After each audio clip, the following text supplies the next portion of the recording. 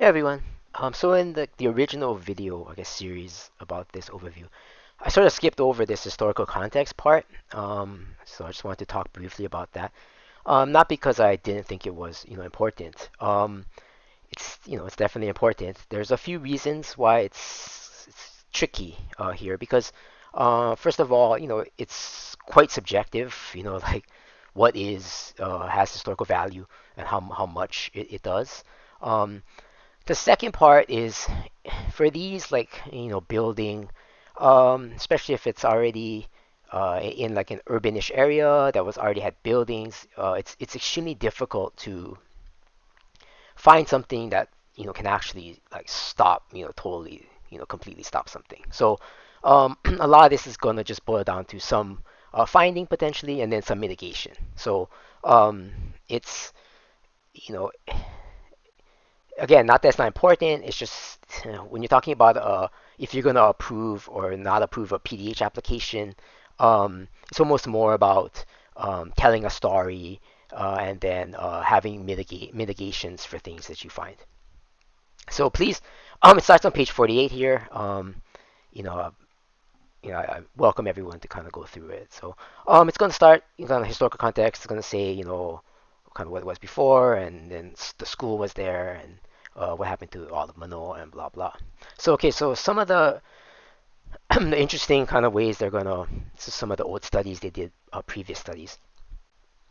So it's gonna this interesting thing where they're gonna say, well, it's currently already somewhat developed. So a lot of the pre-contact, really old Hawaii stuff is probably has already been whatever because they built this church there. So their first one they're going to kind of use the fact that the church is already there to kind of like the older stuff must be already whatever. And then kind of then there's going to be some study on the actual church, right? Because a lot of those buildings are older than 50 years. So and then they're going to kind of talk through some of the church things. So it's this interesting thing where the church is historic and whatever was there before is historic, but then they're gonna say like the church kind of um, whatever, right, previously obliterated whatever was there before. So some of the old studies they have a couple of retaining walls, um, and I think in the actual plan there is plans to save parts of I think this retaining wall. It's like gonna be preserved. They talk about the different features that they found, and let's see. They did like a walkthrough recently. So some of that was old studies, and then they recently did a walkthrough, but they didn't collect any artifacts. They just kind of did a visual walkthrough to kind of, um, I guess, confirm or whatever the different, stuff that was found before. Um, okay, this is kind of interesting. I wanted to point this out. So recently they had another visit from I guess a qualified historian, um, and they assess these buildings, for different criteria, but not for this whatever this criteria E, which is significance to Native Hawaiian people or other ethnic groups. So, um, the study just does not even include that criteria because um, you know the studiers were not maybe qualified for that level. So again, is that criteria required and maybe subjective? So I had something maybe worth maybe asking. I don't know about, but it's just it wasn't.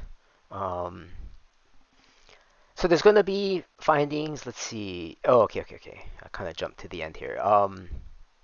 So there were those few retaining walls, and there was also um, they found this building that was like a building 100 that has a historic value because of the architecture. Um, so kind of again, so that's kind of how this thing goes. You have this study and the findings, right, and then you just provide these mitigations. So they're providing these mitigations. So okay, so they're gonna current plan is to demolish building 100, right? So in the original proposals that we might have seen early on. They had this idea of the reuse, and Building 100 would have been one of the potentially reused buildings, but that just didn't pan out.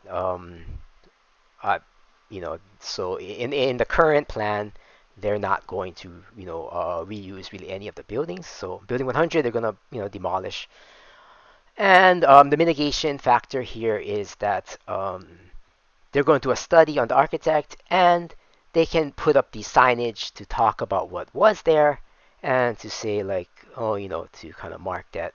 Um, I don't know if they're going to put an apology, but for also destroying it, but they're going to have signage that speaks to what significant things were there in the past, and that would be a potential mitigating action for that. Um, and then for this historic retaining wall, they're going to kind of retain it, and they're going to put barriers to protect it from other parts. So in closing, that's kind of how these reports, studies or whatever applications handle historic value. It's referencing studies, this ability to like slice and dice, right? So you can say, well, this tiny piece is this, and oh, this area was obliterated by this other area, and then this tiny piece here, and then you can kind of boil that up, and for each one, you can nice bullets, and you can have a mitigating factor, and if you check all of those mitigating factors, then it would allow it to continue. So again, it's not um, that historical, it's not that's not significant, it's not that's not important. It's just that in this process, this type of development process, that's kind of how it's handled. So, yeah, thank you for listening.